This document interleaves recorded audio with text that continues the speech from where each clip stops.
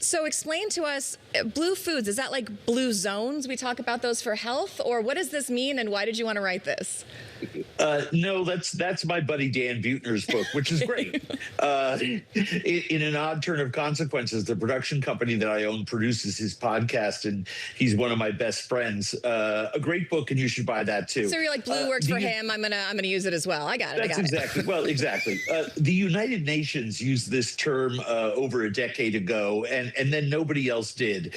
And my co-author Barton Seaver and our collaborators at Fed by Blue, who helped vet all the technical information in the book, we all felt it was really important to come up with a way to talk about food that comes from water, fish, shellfish, lake fish, brook trout, seaweeds, very importantly, and be able to talk about them from a global perspective, as opposed to green foods and green economies, which are obviously terrestrial.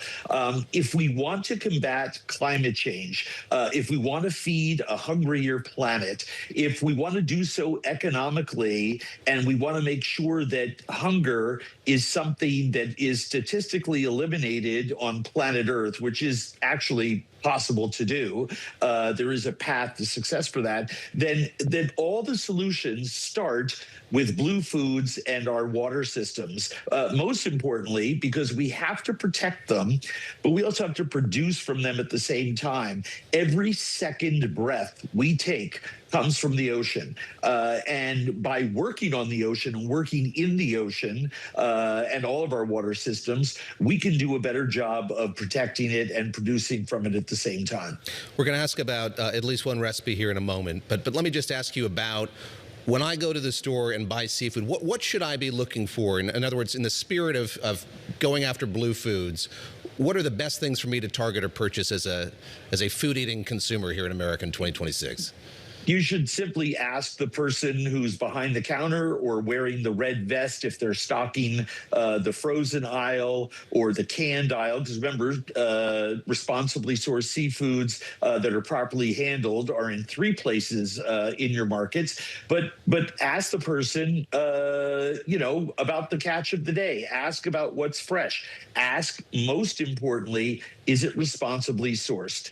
The questions that people ask themselves with fish and shellfish all the time is fresh or frozen, wild or farmed, and those questions are really irrelevant. There are bad actors in the fresh and frozen space. There are bad actors in the farmed and the wild fisheries management space, but the good actors far outweigh them. Well, there's a recipe in here for chocolate chip kelp brownies. Seafood can be a dessert. Any other outliers that you think might take some convincing, but you're going to stand by?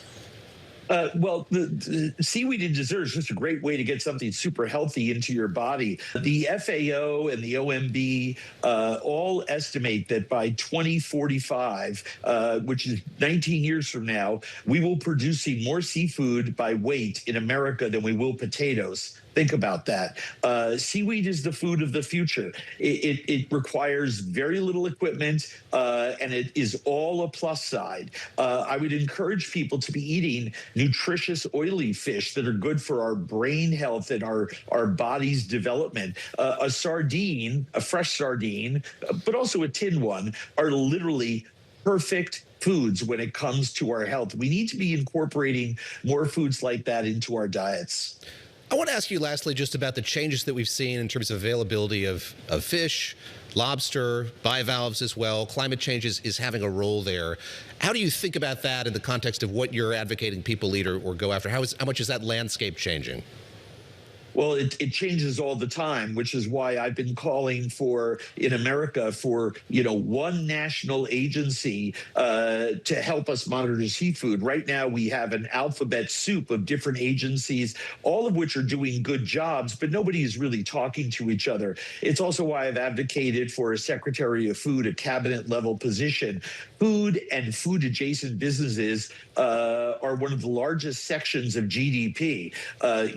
Independent restaurants alone, forget about farms and all of the food production companies, but just independent restaurants alone is about 6% of GDP. We have food decisions being made by 6 different alphabet agencies in Washington, D.C. alone. So I think we need to centralize all that under one office.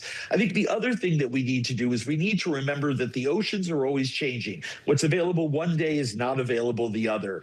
Lobsters are marching north to colder climates. So are crabs in search of food. And I think what people should do is they should be communicating more with the person behind the counter at a supermarket, at a big box store, or at a fish store about what that store thinks they should be eating. Let them right now be the gatekeepers for you. Eat lower on the food chain and try to make sure that you become a good global citizen. To answer David's question more exactly, shop the fish, not the dish. If you go into the market and you're going to make fish and chips with cod and cod's not there, ask the person behind the counter, hey, I was going to make fish and chips with cod. There's no cod. What should I use instead? Let those people help be your guidepost. Shop the dish, not the fish.